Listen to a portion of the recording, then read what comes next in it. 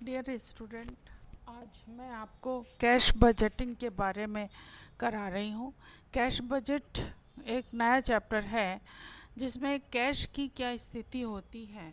नगद बजट की अवधि के दौरान अपेक्षित नगद प्राप्तियों और वितरण का बजट या योजना है।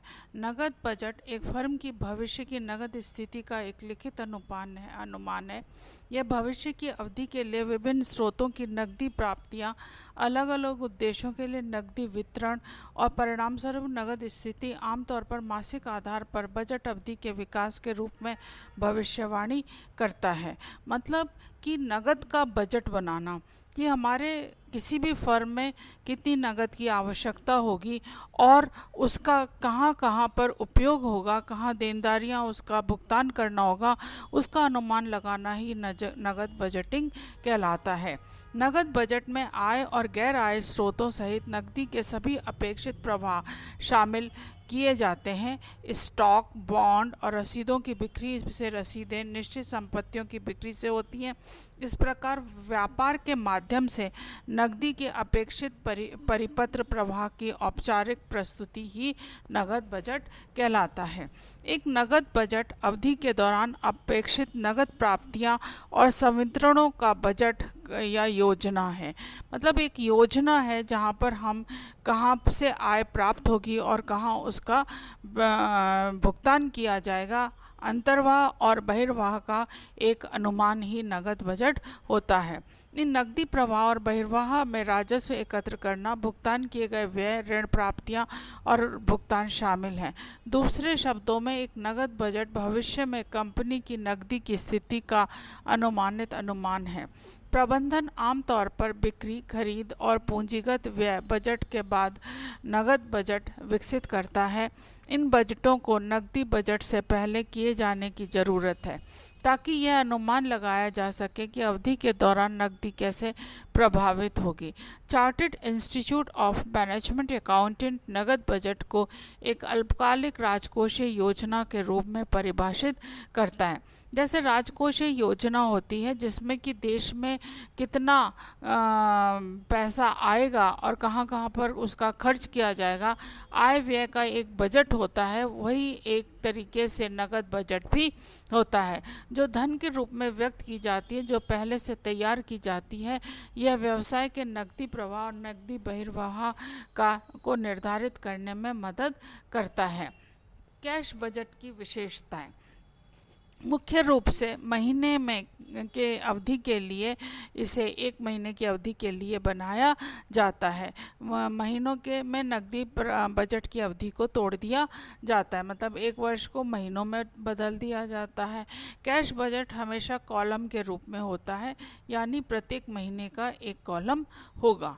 नगद भुगतान और रसीदें अलग अलग शीर्षकों में पहचानी जाती हैं और प्रत्येक महीने के लिए कुल दिखाई जाती है। देखिए, अलग अलग शीर्षक से यहाँ पर तात्पर्य यह है कि जैसे स्टेशनरी के लिए आपने एक मद निर्धारित कर दी तो एक वो महीने में जो भी स्टेशनरी का सामान आएगा वो उसके अंतर्गत डाला जाएगा। यदि आपने कन्वेंस की एक मद कर दिया तो जितना भी ट्रैवलिंग और कन्वेंस का पैसा आएगा वो उसी में डाला जाएगा। तो एक महीने के अंदर जो भी उस शीर्षक में आय और व्यय होगा वो उसी शीर्षक में जाएगी। प्रत्येक महीने के भुगतान पर प्राप्तियां या प्राप्तियों पर कुल नगद भुगतान का अधिशेष दिखाया जाता है कि उससे कितनी हमने प्राप्तियां हुई और कितनी हमने उसका भुगतान किया, उसका अधिशेष उसमें ये माइनस और प्लस हो सकता है। नकदी की चल रही शेष राशि जो पिछले महीने के अंत में शेष राशि द्वारा निर्धारित की जाएगी और चालू माह के लिए भुगतान पर प्राप्तियों की कमी या अधिशेष के लिए इसे समायोजित किया जाता है की पहचान की जाती है। जो भी प्राप्तियों से और अधिशेष बचेगा, जैसा कि मैंने आपको बताया, वो प्लस माइनस हो सकता है, उसका समायोजन अगले महीने में किया जाएगा। अब आता है कैश बजट या नगद बजट के महत्व। फर्म की सॉल्वेंसी सुनिश्चित करने के लिए कार्यशील पूंजी की योजना और नियंत्रण के लिए वित्तीय प्रबंधन के हाथों में नगद बजट एक महत्वपूर्ण उपकरण है, क्योंकि सॉल्वेंसी का मतलब है कि आपकी जो ऋण क्षमता है वो कैसी है, आप उसको भुगतान कर सकते हैं या नहीं कर सकते हैं, आपके पास कार्यशील पूंजी बनी रहेगी या नहीं रहेगी। इसके लिए नगद बजट एक महत्वपूर्ण उपकरण होता है, इसलिए यह बहुत ही महत्वपूर्ण है।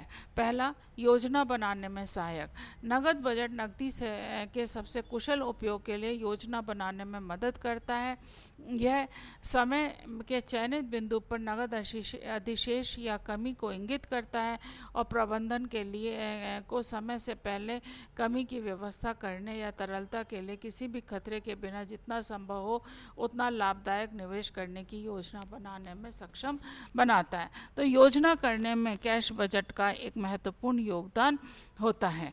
इसके बाद आता है भविष्य की ज़रूरतों का पूर्वानुमान।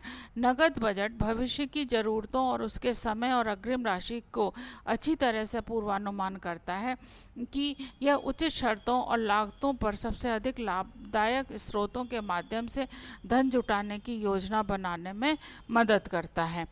पर्याप्त नकदी शेष का रखरखाव नगद उद्यम की तरलता का आधार है। कैश बजट तरलता को बनाए रखने में मदद करता है। यह अपेक्षित आवश्यकताओं के लिए पर्याप्त नकदी संतुलन और आकस्मिकताओं के लिए उचित मार्जिन का सुझाव देता है। मतलब नकदी हमेशा उद्यम में बनी रहे, क्योंकि जब नकदी बनी रहेगी तो आप कभी भी उस जो खतरे आने वाले हैं उससे निपट सकते हैं। तो यह अपेक्षित आवश्यकताओं के लिए पर्याप्त नकदी संतुलन और आकस्मिकताओं के उचित मार्जिन का सुझाव देता है। नगद व्यय को नियंत्रित करना। नगद बजट एक नियंत्रित उपकरण के रूप में कार्य करता है। फर्म में विभिन्न विभागों के खर्चों को सबसे अच्छा नियंत्रित किया जाता है ताकि बजट की सीमा से अधिक ना हो। प्रदर्शन का मूल्यांकन।